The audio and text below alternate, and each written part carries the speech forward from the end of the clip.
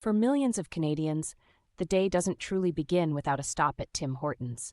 The iconic red signage glows against the early morning sky as commuters clutch steaming cups of coffee. This isn't just a caffeine fix, it's a ritual woven into the fabric of daily life. Studies show 1 in 5 Canadians visit Tim Hortons weekly, with coffee accounting for 80% of sales. The warmth of that first sip carries a sense of familiarity, a small comfort before the day's challenges. As the line moves steadily, you'll notice how this routine transcends age and occupation. Step inside any Tim Hortons, and you'll find more than just coffee. It's a microcosm of Canadian community. Students huddle over textbooks, friends debate hockey stats, and remote workers tap away on laptops. This egalitarian space fosters connection. 67% of Canadians say they've forged relationships here. The hum of conversation blends with the clink of spoons, a symphony of everyday life. Notice how the layout encourages lingering, with communal tables and power outlets strategically placed. It's this intentional design that transforms a coffee chain into a social institution. That hockey memorabilia on the walls isn't just decor, it's a tribute to Tim Horton himself. The NHL legend founded this empire in 1964, blending coffee with Canadian pride. Original locations doubled as gathering spots for hockey fans, a tradition that continues today. Archival photos show Horton's number 7 jersey displayed beside the first-ever donut case. Remarkably, 90% of Canadians recognize the brand's hockey ties, per a 2023 Ledger survey.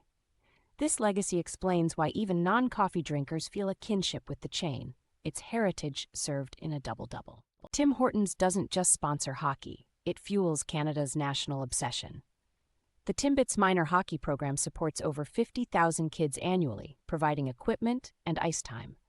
Watch any Saturday morning rink, and you'll see miniature jerseys dotted with the iconic logo. Psychologists note this early branding creates lifelong emotional connections.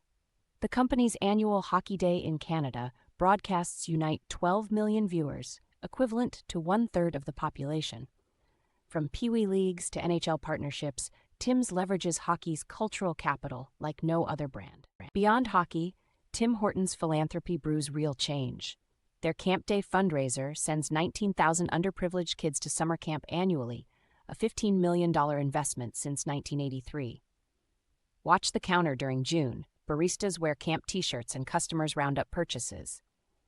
The Smile Cookie program similarly raises $12 million yearly for local hospitals. This hyperlocal approach builds trust. 78% of Canadians believe Tim's gives back authentically. 2022 Ipsos data. Such initiatives transform stores into community pillars where every coffee fuels more than just your morning.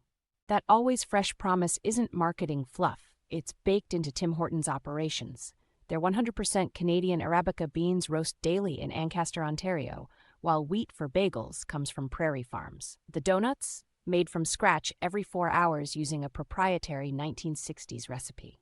Food scientists confirm their coffee's consistent taste stems from rigorous water filtration, pH balanced specifically for extraction. This domestic supply chain supports 20,000 Canadian jobs. Next time you bite into a honey cruller, know it embodies agricultural pride from field to fryer. Timbits aren't just donut holes, they're bite-sized cultural icons. Introduced in 1976, these sweet spheres now sell $1.5 billion annually. That's 40 per Canadian. Nutritionists note their perfect kid-sized portions, while parents praise the shareable box for birthday parties and road trips. The Timbit trials even became a rite of passage, toddlers taking their first wobbly steps toward a sprinkled prize. This genius product democratized indulgence. At 25 cents each, they're Canada's most accessible treat. No wonder Timbits entered the Oxford Canadian Dictionary in 2004. Tim Hortons' menu mirrors Canada's multicultural tapestry.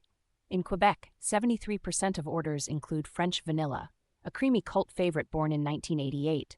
British Columbia locations serve matcha lattes, while Halifax might feature lobster roll bagels seasonally. Even the classic double-double, 2 sugars, 2 creams, adapts regionally. Newfoundlanders prefer regular, meaning 3 creams. Dietitians applaud these localized options for respecting cultural palates. This culinary flexibility helps explain why recent immigrants adopt Tim's faster than any other chain. StatCan, 2021. Canada's harsh winters birthed Tim Hortons' legendary drive-through efficiency. Their 4,000-plus locations process 80 cars hourly, faster than most fast food rivals, QSR Magazine 2023. The secret? Predictive ordering tech and heated pickup shelves. For -40-degree commuters, that 97-second average wait is a lifeline. Truckers cite Tim's as their top pit stop for clean washrooms and reliable Wi-Fi. This convenience democratizes comfort. Whether you're a CEO or a night shift nurse, that 4 a.m. coffee tastes the same. The drive-through queue has become an egalitarian morning meditation. As dusk falls at a community rink, families clutch Tim's cups while watching kids skate, a scene repeating coast to coast. This is where the brand transcends commerce, becoming shorthand for shared moments. Psychologists call it the third place effect. Not home, not work, but where community thrives. With 4,846 locations, one per 8,000 Canadians, Tim Hortons achieves ubiquity without dilution. That humble cup carries the weight of nostalgia, comfort, and identity. So tomorrow morning, when you join the line again, remember, you're not just buying coffee, you're participating in a living Canadian tradition.